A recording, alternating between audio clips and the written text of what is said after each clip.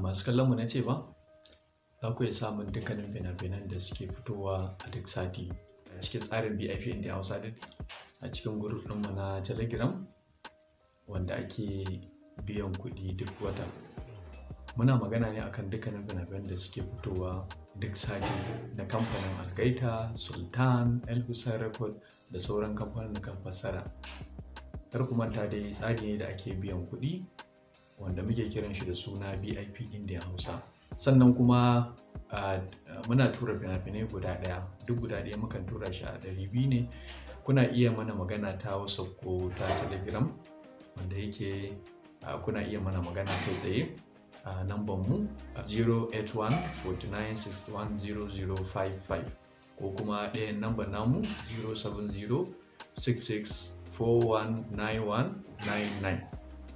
Ga wanda suke kasashen waje wato kuna iya cire sifilin farko sai ku saka wayannan nambobin da muka lissafo sai ku sa +234 wato nambar nan Najeriya kenan. Kuna iya mana magana kai tsaye ta WhatsApp ko kuma ta Telegram.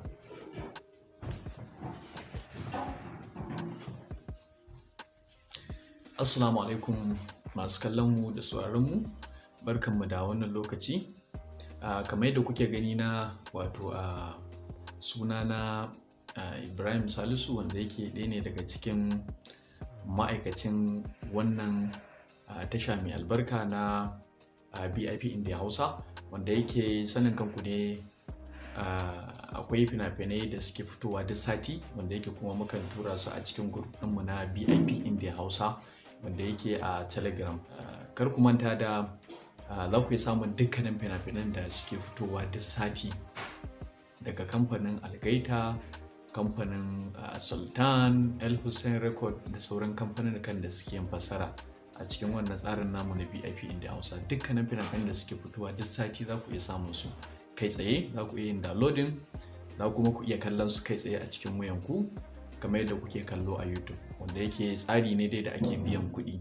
Sannan kuma idan mutum ba zai iya shiga na dukkanin wata ba, mukan tura fina-finai guda ɗaya, fim guda ɗaya.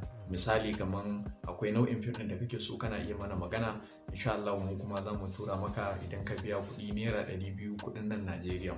Sannan kuma idan kuna neman wani ƙarin bayani da ya shafi wannan tsari na BIP India Hausa, kai tsaye kuna iya mana magana ta WhatsApp a wayannan lambobin namu kamar haka. Sannan kuma ga wanda suke da korafi ko kuma suke da wani shawara ko kuma suke da wani magana, kai tsaye za ku iya mana magana din dai ta wannan lambobin namu.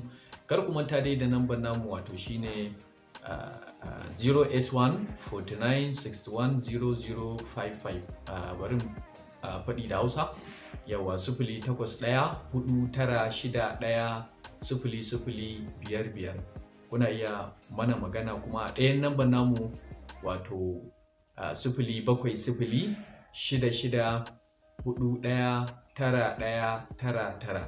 Sannan kuma wanda suke ƙasashen waje kuna iya cire wato sifili na farko sai ku sa alaman tarawa 2 3 4 sannan sai wayannan lambobi din, misali kamar 81 49 61 0055. Yau idan kuka sa wannan lambar kai tsaye kuna iya mana magana, insha Allah mu kuma za mu ba ku ansa. Duk da yake wani zubin mutane ko sakonni suna mana yawa ta WhatsApp da Telegram, amma idan kuka yi haƙuri insha Allah za mu ba ku ansa kuma za mu saurare ku da sauransu. Mun gode sosai da kasancewa tare da mu.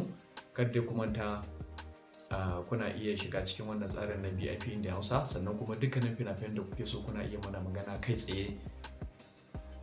Mukan tura fina-finai guda ɗaya kenan wanda yake akan kuɗi naira 200. Haka ni na ganin kuma mutum ya shiga cikin tsarin BIP India Hausa, duk da yake dai kuma ra'ayi ko yawa ra'ayi shakku ko da yawa. Muna godiya sosai da kasancewa tare da mu. Kuna iya mana magana domin shiga cikin wannan tsari na BIP India Hausa. Mun gode sosai da kasancewa tare da mu.